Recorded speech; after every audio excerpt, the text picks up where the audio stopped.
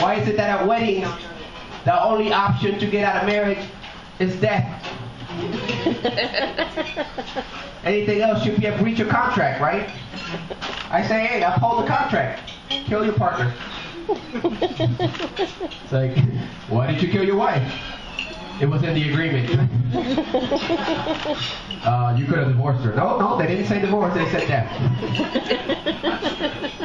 It's true, right?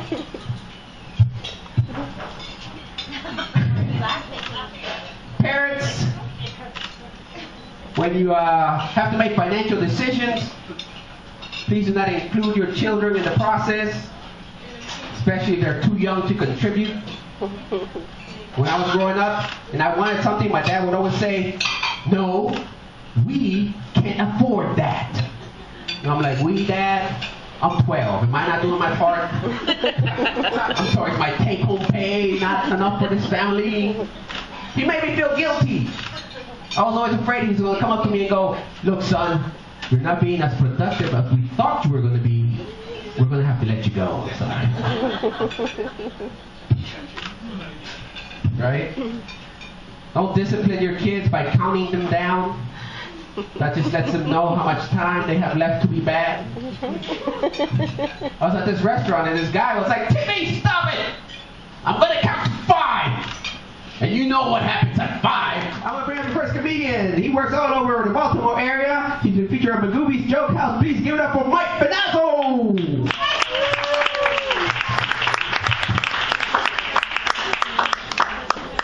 Hey guys, give it up for Danny Rolando. It's funny, I can't see you guys from the other side, but all it sounded like over there was, who here has kids? Nothing. Who here's a Republican? Nothing. I'm like, are there people? I'm like, who's Homo sapien in here? And there's one guy, it's just like, I don't like queers. How are we doing tonight? We good? Good. Good? We good? That's, oh, we got pictures. It's pose for pictures time, guys. I'm sorry. Do I have a camel toe? No, you're good. Can we do one where like I'm like getting into a fight with this dude right here? Like, oh, I don't like what you said, guy with goatee. I'm cross. This is when I get angry, I look really constipated. I was like, eh. Did I make things awkward? No, okay. On with your meal. Pictures. On this. You know at the beginning of shows when people are like, give it up for insert name of post here, and then you guys clap.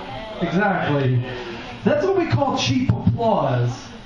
I hate it. I'm trying to cut down on it, mainly because I saw a comedian last week. He was a black fella, and there's nothing to do with the story. But he did a 5-minute set, and 3 minutes were like cheap applause. Everything was like, give it up in the house if you're a lady.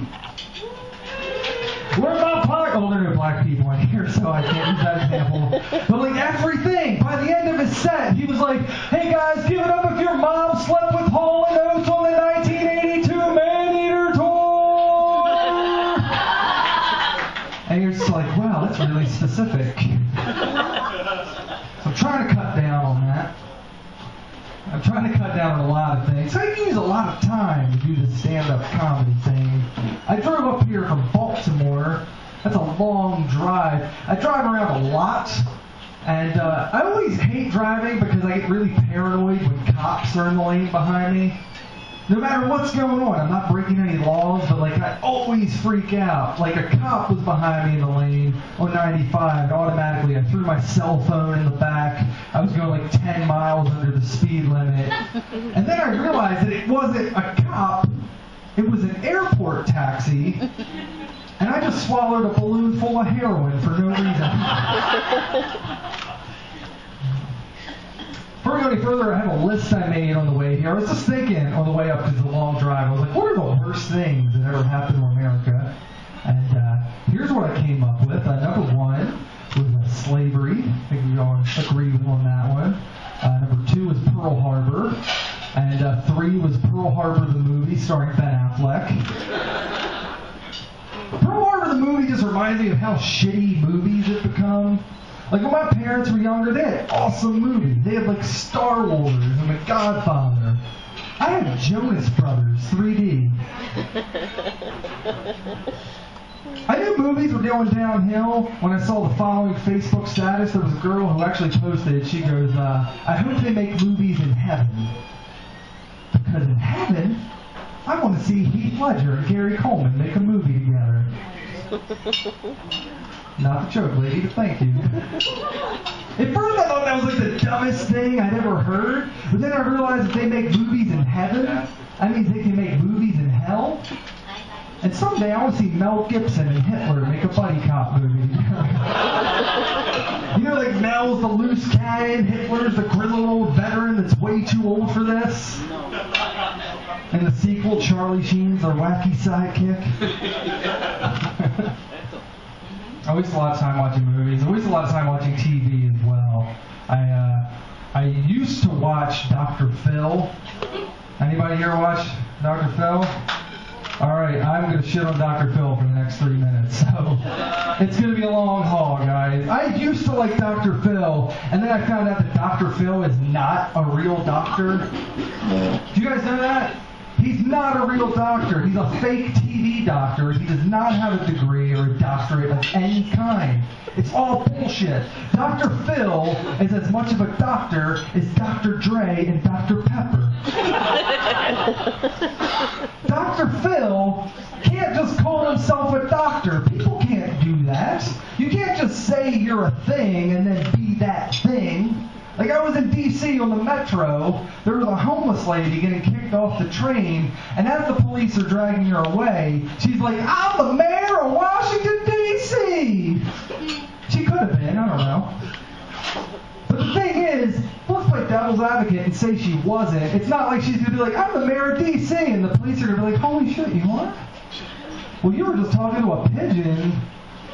And you smell like pee, but you gotta throw out the first pitch of the Nats game. Let's get out of here. Dr. Phil calling himself a doctor is like Casey Anthony calling herself a mother. The moans are just as good as laughs, people. I'll take it. Thank you.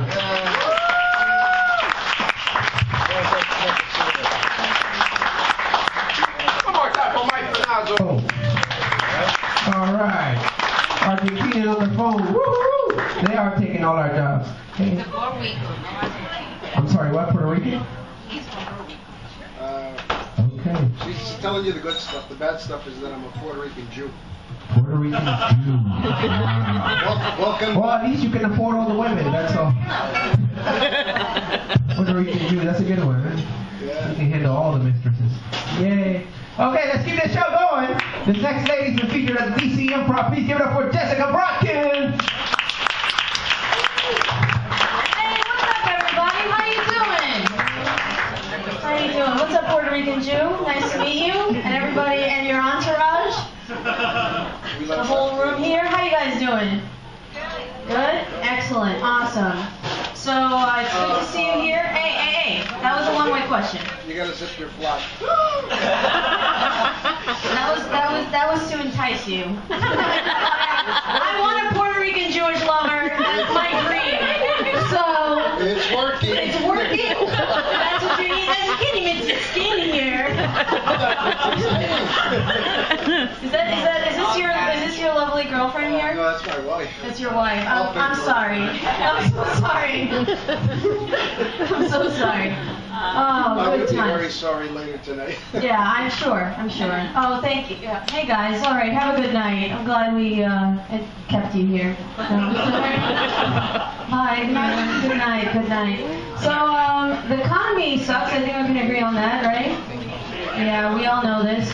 Occupy Wall Street, all this stuff going on. I want the economy to get better. I don't care what happens. I don't care what Barack Obama does, you know? Like, I could just see him. I don't care if he starts stripping for money. You know, I could just see him on a tour being like, fellow Americans, I can make my booty clap. I can't. Seriously, like I don't care. I have a master's in economics and I don't care. I just want to know how to make my butt clap. All right, that joke's